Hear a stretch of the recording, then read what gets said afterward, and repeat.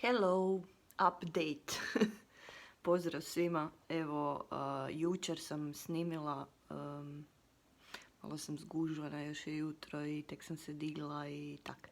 Uglavnom, jučer sam snimila naslov i prvo poglavlje.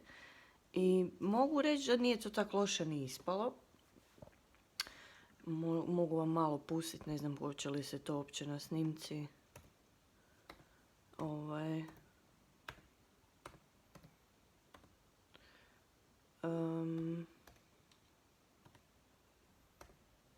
Čut dobro ovak preko mobitela.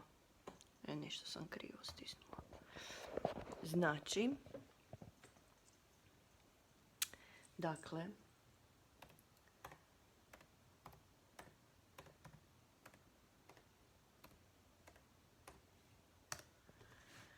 pustit ću vam onako kratko malo da čujete kako to zvuči.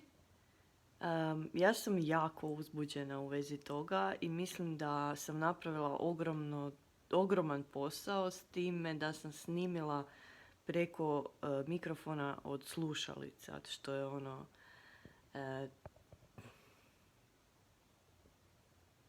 mislim, to se inače snima u profesionalnim studijima i naravno da postoji šum koji se malo čuje, ali nije to tako loše.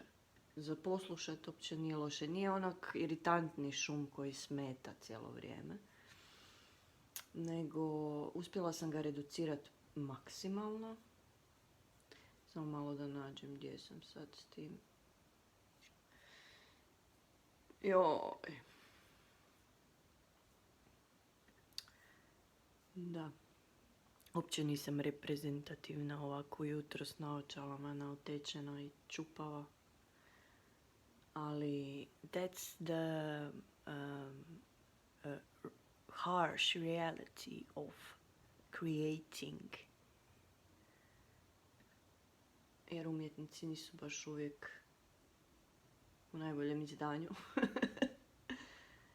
Gdje si? No, ajde. Ne znam sad više gdje sam snimila to. Evo ga. Evo. Šta sad? Aha, čekaj. Idemo. Magdalenin povratak. Ovdje sam. Dišem. Živa sam. Pulsiram. Čuješ me? Stavi ruku na srce. Osjećaš li puls? Ja sam tu. Izranjam iz svake stanice tvog tijela. Kolam krv tvojim žilama i slušam te. Osjećaš li kako podižem tvoj ošit? Šš, tiho. Slušaj. Ovoga puta slušaj ti mene. Moram ti svašta reći. Moram ti otkriti tajnu. Tajnu života, tajnu umiranja i rađanja. Tajnu postanka. Moram ti otkriti čudo. Čudo koje ti jesi. Predugo sam šutjela, čini se čitavu vječnost. Došao je trenutak da progovorim. Eto ga. A? I kako vam se čini? Dajte mi tamo napišite neke komentare, lajkajte, subscribe to my channel, pretplatite se na moj kanal